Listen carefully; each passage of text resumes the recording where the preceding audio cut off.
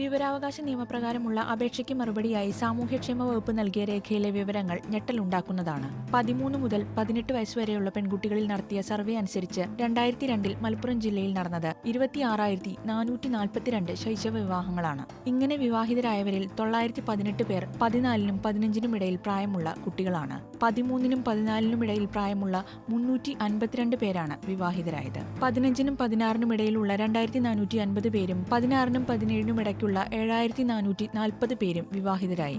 2003-ലാവട്ടെ മലപ്പുറത്ത് മാത്രം 17,933 പേർ വിവാഹിതരായി.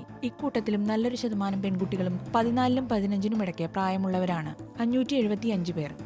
ഇതിനുശേഷമുള്ള കാലയളവിലെ കണക്കുകൾ ലഭ്യമല്ലെങ്കിലും 2009-ലെടുത്ത പൂർണ്ണമല്ലാത്ത സർവേ പ്രകാരം മലപ്പുറം ജില്ലയിൽ 5,829 ശൈശവ വിവാഹങ്ങളാണ് നടന്നത്.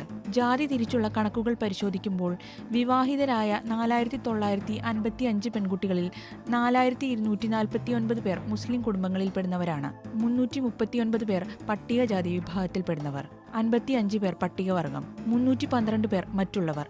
അതായത് ഇതര സമുദായങ്ങളിലും ശൈശവ വിവാഹങ്ങൾ നടക്കുന്നുണ്ടെന്ന വസ്തുതയും ഇതിലുണ്ട്. മറ്റു ജില്ലകളിൽ തൃശൂർ, കണ്ണൂർ, പത്തനംതിട്ട, ആലപ്പുഴ എന്നിവിടങ്ങളിലും നാമമാത്രമായി ശൈശവ വിവാഹങ്ങൾ നടക്കുന്നതായി കാണാം. 2010-ലെ കണക്കുകൾ ശേഖരിച്ചു വരുന്നതേയുള്ളൂ. ഈ കണക്കുകൾ സാമൂഹ്യക്ഷേമ വകുപ്പിൽ ലഭ്യമാണ്. എന്നിട്ടും ഇത് തടയാൻ സർക്കാർ എന്ത് നടപടിയെടുത്തു? എന്ത് സംവിധാനമാണ് ഇതിനെതിരെ നിലവിലുള്ളത്? തടയാനുള്ള പ്രവർത്തനങ്ങൾ ഇവയാണ്.